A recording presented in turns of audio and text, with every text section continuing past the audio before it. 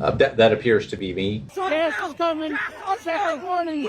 Gas. Gas. Gas. Gas. Gas. Gas. Get clear. Back. U.S. Border Patrol Commander Gregory Bovino met with jeers outside the Dirksen Federal Building as he saluted his troops. By God, gonna dominate. You're the state instruments of hard power. Children were walking to a Halloween parade. Bovino himself seen on camera appearing to throw tear gas. General orders all the way to the top. Everybody fucking gets it if they touch you. This is fire fucking city. What's going on? Welcome here. Check yourself.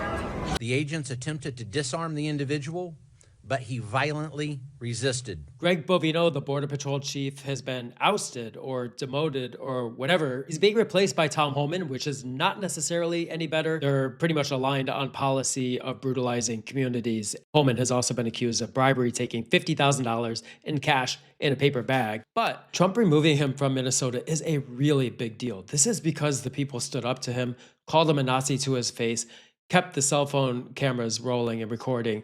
This man is brutal, and this is far, far, far from over, and maybe will get worse before it gets better, but it does represent a small, really significant shift. He said that he wants to retire to his home state of North Carolina to harvest apples, but I'm not sure his retirement is going to be what he expects. He has always been playing to the cameras for his mini reign of terror. There's a flip side to him always being ready for his close-up. He left a lot of video evidence for the record. So I want to share here some helpful exhibits for the day that that prosecution comes. This was Bovino and his posse in MacArthur Park in Los Angeles. One of the earliest really jarring shows of force where they rode on horseback through the park, heavily armed, causing kids who were at summer camp to flee.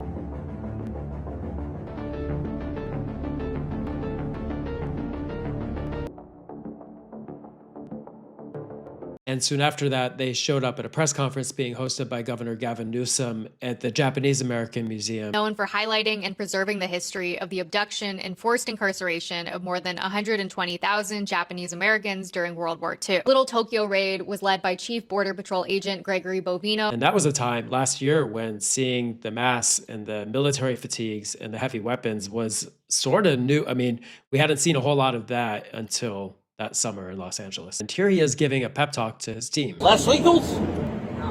We're gonna look at shipping tractor trailer loads of that shit in here. Catch what it's all about us now, it ain't about them. Professional, legal, ethical, and moral, you know what we're talking about. Legal, ethical, moral. You're on camera. But other than that, it's what we do. What city is it, Chief? Fucking ours is fire fucking city. Is that you in the video, and did you say these things to the agents under your command on June 7 in Los Angeles? That appears to be me, and it appears to be what I said there on sometime. I don't know what the date of that. I can't that wait was. until Do there's you a real recall trial. saying those things? I don't recall. The instruction that you gave to your officers was that they had full reign to arrest anyone who so much as touched them. That, in essence, was what you said to the officers, right? No. Should we interpret you as saying something different? I don't know how you want to interpret me, but that's not what I said. Remember his raid on the Chicago apartment building where he terrorized families and zip-tied kids in the middle of the night? News Nation did this documentary propaganda promo-style video for his raid. Well, there's this really chilling clip where a person of color walks by him, and you just see the look in his eyes of hate, disgust as the person walks by. To the U.S. citizens, there were a couple U.S. citizens that were held during the operation. Yes, that's a reminder. U.S. citizens were held during the operation. Explain kind of that process. I know we've seen it in the past when Secretary Noem was on the ground. There were 2 U.S. citizens that were temporarily Watch out. So what? Yeah, just run that back. Watch out. What? This is him talking to his men right before they went into that Chicago apartment building. By God, gonna dominate. You're the state instruments of hard power. In Chicago, Bovino's tactics sparking backlash from locals and politicians after he implied that agents were searching for suspected migrants based on physical traits. Then obviously the particular characteristics of an individual, how they look. and a federal judge calling out his team's use of tear gas in residential neighborhoods. Bovino himself seen on camera appearing to throw tear gas here. Border Patrol chief now required to appear in front of a federal judge 5 days a week. Experts saying the judge today laying out the groundwork for accountability for federal agents. U.S. Border Patrol Commander Gregory Bovino met with jeers outside the Dirksen Federal Building as he saluted his troops. The cacophony as he entered and left, a stark contrast to his demeanor in court. Judge Sarah Ellis doing the vast majority of talking, spending the first 20 minutes of the hearing going through each provision of her temporary restraining order. And before asking a single question, Ellis went through a series of alleged violations where tear gas was deployed without warning, according to court filings, including this incident in Old Irving Park, where tear gas was deployed as children were preparing for a Halloween parade. Ellis saying, quote, "These kids, you can imagine, their sense of safety was shattered on Saturday, and it's going to take a long time for that to come back, if ever." Before excusing Bovino from the witness stand, Ellis asked him twice if we were on the same page. Bovino stating, "We are on the same page. We will abide by the TRO." Turns out by the time he got to Minneapolis, he didn't. And he was caught in a lie. He said that he threw tear gas only because someone hit him with a rock, which was untrue. He'd always wear these tear gas canisters on his vest, and this is more than a month after he was warned by a federal judge. Gas is coming. I'll say warning. Gas warning. Warning. Gas warning. Hey. Gas.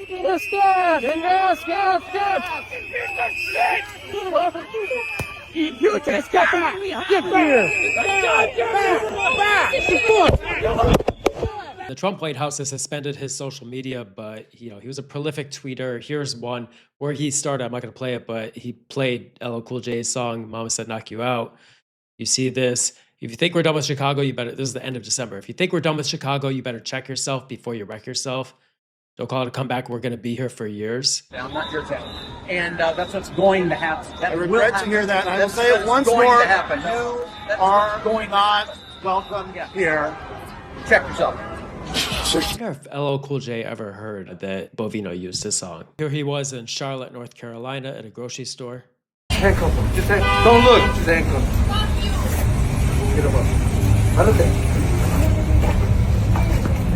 This is the day of the murder of Renee Good. This is Bovino and his goons going to Roosevelt High School because students there were protesting, and you'll see he gets in the mix running up on these children.